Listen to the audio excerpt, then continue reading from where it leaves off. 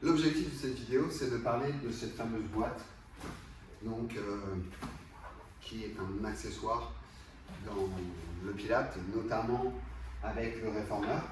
Et en fait, des fois, c'est un bonus, en fait, c'est une option. Et pour moi, en fait, cet accessoire ne doit pas être une option puisqu'il doit faire partie intégrante du réformeur. Au même titre que les ressorts, que les straps, donc c'est un ensemble. On peut pas, il y a beaucoup moins d'intérêt à pratiquer certains exercices sur réformeur si on n'a pas la boîte. Donc l'idée de cette vidéo, c'est de montrer justement ce qu'on fait de particulier avec cette boîte, ce qu'on ne peut pas faire si on n'a pas et comment par contre on peut adapter les choses si on dispose uniquement d'un tapis ou de petits accessoires. Donc premier exercice, full strap. Donc je mets un seul ressort et donc je vais me positionner tout simplement sur le ventre. Je prends les straps. Donc, classiquement, on a les talons collés. On va garder les genoux tendus, bien allongés. On cherche vraiment de l'allongement, toujours. Et puis, je vais partir plus ou moins enroulé selon les versions. Et sur une inspiration, je vais lever les yeux, lever le menton pour essayer de mettre de l'extension dans le haut du dos. Et je souffle. Donc il y a plusieurs versions. On peut avoir les coudes tendus, certains font les coudes pliés. On peut aussi faire le chi ici. Mais aujourd'hui, on se contente vraiment de full straps, très simple. Donc coudes tendus, j'inspire et je souffle. Donc forcément, on a une action assez importante au niveau de la racine des bras, tous les muscles qui tournent autour. Si on ne dispose pas de boîtes, on va le faire sur tapis. Et donc l'exercice qui s'en rapproche le plus, je dirais, c'est un exercice où on va se mettre sur le ventre, on va essayer de faire la même position au niveau des pieds, et on va presser dans le sol en inspirant pour se retrouver ici. Et on souffle, on revient. On inspire et on souffle. Ok. Donc, assez simple. On arrive à sentir des choses assez similaires. Il n'y a pas, par contre, la sollicitation, le mouvement induit par les ressorts, par le chariot. Il n'y a aussi pas la hauteur qui est la même. Donc, il faut pouvoir se positionner au sol, ce qui n'est pas toujours faisable pour tout le monde. Cette hauteur, elle est intéressante pour des gens qui ne peuvent pas se mettre au sol. Et puis, il y a la mobilité des épaules que je dois avoir, qui n'est pas forcément faisable non plus pour tout le monde. Donc, vraiment, cet appareil est intéressant. Après, si on ne dispose pas de tout l'arsenal, ce n'est pas trop grave, on peut adapter. Si on a le réformeur et qu'on n'a pas pris la boîte qui allait avec, on peut faire des choses quand même dans le même registre. Donc on va se positionner à genoux. En fait, on va imaginer qu'on a une boîte, mais on n'en a pas. Donc, pour le coup, là, j'abaisse la tétière. Et je vais prendre un seul strap. Donc, mes pieds sont plus ou moins dans le vide selon mon gabarit, selon la longueur de cette planche. Et là, donc je prends appui sur ma main, je fais bien attention sur ma main gauche à ne pas m'écraser dessus, mais à toujours avoir cette idée de me repousser. Donc j'imagine que j'ai une boîte ici, hein, tout simplement, et je vais, sur l'inspiration, reproduire le mouvement que je faisais sur la boîte, mais d'un seul bras, ce qui peut avoir ses avantages également.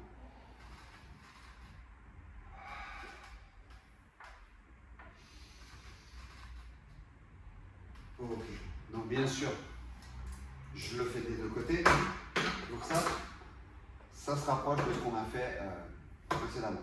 On peut aussi le faire d'une autre manière, si on met les deux mains, on se retourne. Donc là, j'avais un seul ressort, je vais en rajouter un autre. Je me mets en appui ici. Mes pieds, pas forcément positionnés en appui là, ils peuvent être totalement détendus. Et je vais inspirer, me repousser. Et je souffle, je reviens. Donc là aussi, ça va me permettre de réveiller cette zone, peut-être prendre conscience de cette zone entre les omoplates, en tout cas plutôt autour des omoplates et entre les omoplates. Et puis, pareil, je vais rajouter de l'inspiration. Et je souffle, je reviens en contrôlant. Donc, j'essaie autant que possible de garder le bassin stable et je crée un allongement. Et cette fois-ci avec ce qu'on appelle une chaîne fermée, un appui des mains, ce qui est aussi très intéressant. Donc voilà pour cet exemple-là. Désormais, on va utiliser à nouveau la boîte dans un autre sens pour faire un nouvel exercice qui s'appelle breaststroke. Donc, un seul ressort, et cette fois-ci je me mets dans le sens là. Donc je prends d'abord mes deux poignets, je me positionne sur le ventre, je vais à nouveau tendre mes deux jambes, coller les talons si possible, et puis sur une inspiration, toujours je vais tendre et j'essaie de monter sur le retour. J'inspire et je remonte. Ok. On peut le faire dans l'autre sens. On part sur les côtés, on fait un cercle et on rapproche et on monte. J'inspire, je m'allonge et je reviens. Voilà. Deuxième position. Maintenant, comme tout à l'heure pour le pull strap, on peut le faire allongé sur le ventre. Donc, je reste là et je vais tout simplement inspirer et revenir sur le côté. Ok. Le troisième, j'inspire, je monte. Ok. Donc, on remarque qu'on peut mettre une rotation externe, ce qui est plutôt pas mal au niveau des articulations autour de l'épaule. Donc je monte le pouce et je reviens sur les côtes. Et je fais le sens inverse, qui est un peu plus exigeant. Donc là je suis un peu proche, mais on va essayer quand même. Je suis un peu proche de ici. Donc je suis là, je pars et je reviens.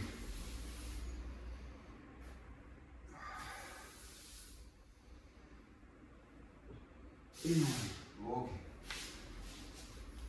Pareil, un inconvénient de se mettre au sol, ce qui n'est pas facile pour tout le monde, alors que tout le monde a besoin de travailler autour des épaules.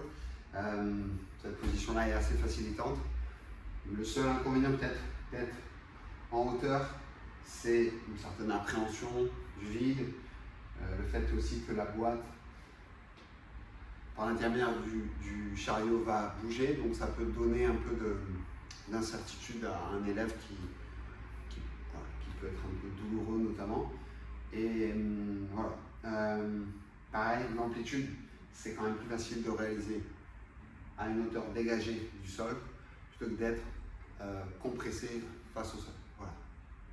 Voilà pour ce deuxième exercice. Alors un troisième exercice qu'on réalise sur la boîte traditionnellement pendant une série de réformeurs.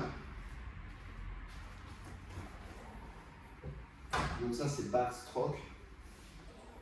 On peut prendre les poignets, on peut aussi ne pas les prendre.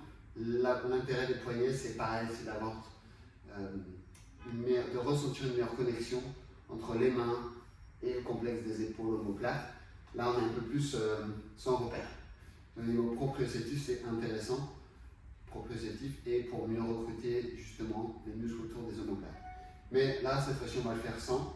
Donc, je pars enroulé, donc j'ai un curl au niveau du ventre. J'inspire, j'ouvre et je serre. Et je reviens.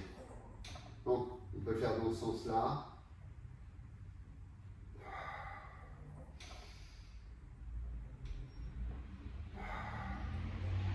Et dans l'autre sens, à l'horizontale tout d'abord, j'allonge bien les mains, les pieds, donc je sens un bon engagement du ventre, j'écarte et je souffle pour revenir.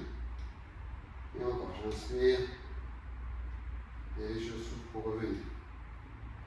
Encore. Ok. Donc, effectivement, là, on peut aussi le faire. Vous avez vu, là, j'avais pas mis assez de ressort, du coup, suffisamment de ressort, du coup, ça bouge au niveau du chariot. Je pourrais le faire totalement sans la boîte.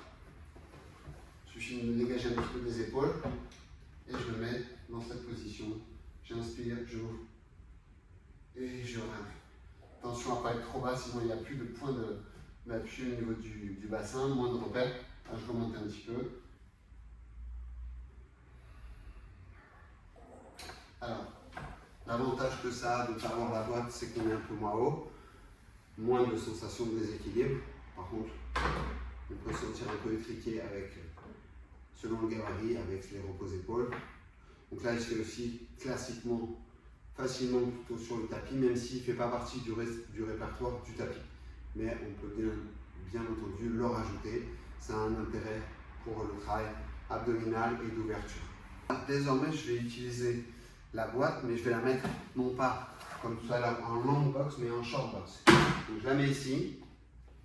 On peut aussi la mettre pour les grands gabarits ici, selon la longueur des membres inférieurs. Forcément, il y aura un petit risque de mouvement, même si pour l'instant je n'en ai jamais vu. Mais là, on est en sécurité, donc ça va dépendre vraiment de votre marque d'appareil, de la taille de la boîte, si elle est énorme ou pas. Et une fois qu'on est là, j'ai toujours deux ressorts. Je passe mes pieds sous le strap. Et là, je vais pouvoir, par exemple, aller faire un enroulement, un désenroulement, pardon, en inspirant. Et je souffle pour revenir. Ok, donc là, je suis bien calé avec les straps ici. Et même si je ne vais pas forcément exploiter toute l'amplitude, si j'ai quelqu'un de très souple, je peux aller très bas. Si j'ai pas de boîte, je vais être limité avec le sol qui va apparaître trop vite. Une même chose, si j'ai quelqu'un de très raide, cette différence de hauteur va être intéressante s'il a justement les ischios très raides. Ça va lui permettre quand même de faire l'exercice alors qu'il ne pourrait pas le faire si on n'avait pas de cette hauteur de boîte. Voilà, donc je recommence, j'inspire, je déroule, donc une bonne ouverture des fléchisseurs, je souffle pour remonter.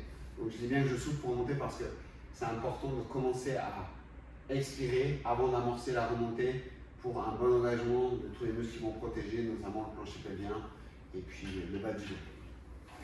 Donc, si j'ai pas de boîte, eh bien je peux le faire sans boîte, comme je l'ai dit, même si ça peut être un petit peu tendu au niveau des fléchisseurs de hanche. Je peux utiliser ce genre de rappel derrière, ce qui peut être pas mal. C'est pas forcément pour m'amortir, mais ça me donne un soutien proprioceptif. Donc, de toute façon, si j'ai les genoux, en tout cas si j'ai les ischios trop raides, je peux aussi fléchir. Et là, je vais tout doucement descendre en inspirant. Et je souffle, je remonte. J'inspire. Et je souffle. Ok. Donc ça, c'est une bonne alternative. Si on n'en a pas, on aura un peu moins d'aide, surtout pour le ressenti. Après, effectivement, ça aide quand même à remonter et à limiter la descente pour quelqu'un qui est un peu craintif. Donc c'est plutôt intéressant. Donc voilà pour cet exercice au niveau short box. Ok, alors là, je laisse la boîte dans cette position pour faire un exercice totalement latéral. Donc il y a plusieurs manières de se positionner. Moi, je l'ai appris de cette manière. On peut être ici. Voilà.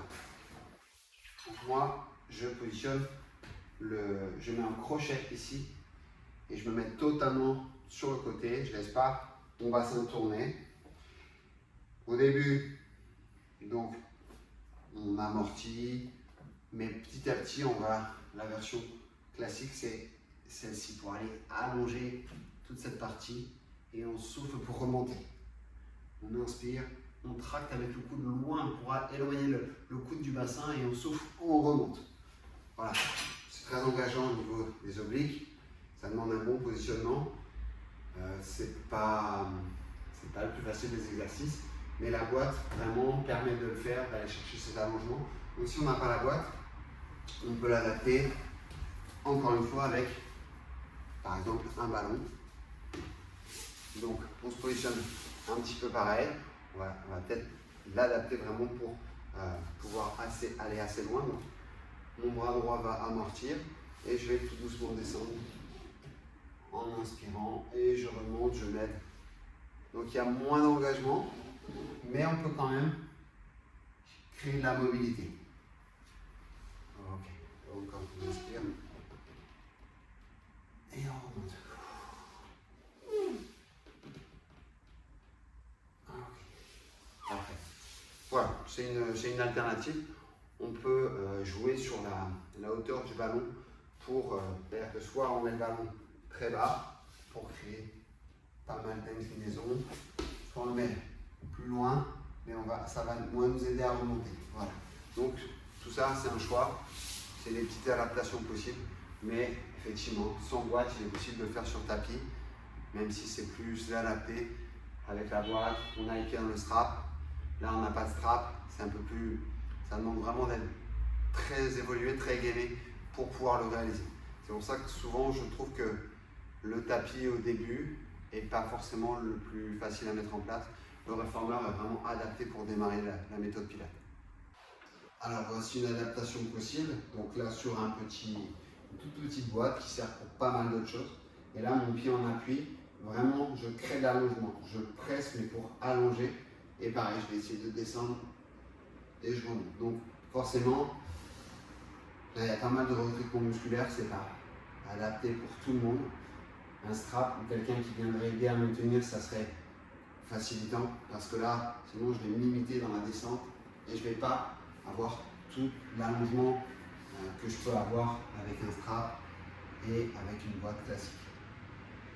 Alors pour continuer sur tout ce qui est inclinaison, un autre exercice intéressant pour lequel il ne faut pas mettre beaucoup de ressorts, donc c'est de se positionner perpendiculairement à cette barre, les deux genoux plutôt largeur du bassin, donc dans l'axe des fémurs. Et là, je vais ouvrir et je vais laisser revenir. J'inspire et je souffle. On peut aussi inverser la respiration. On peut souffler et inspirer dans l'allongement. Je ne sais pas si vous voyez, mais vraiment cette idée d'arche là. Je presse et je laisse revenir pour allonger tout cet axe à gauche. Donc ça, c'est intéressant. Bon là, pas besoin de boîte, mais c'est un petit bonus qu'on peut trouver, qu'on peut travailler sur le réformeur qui vient compléter un autre.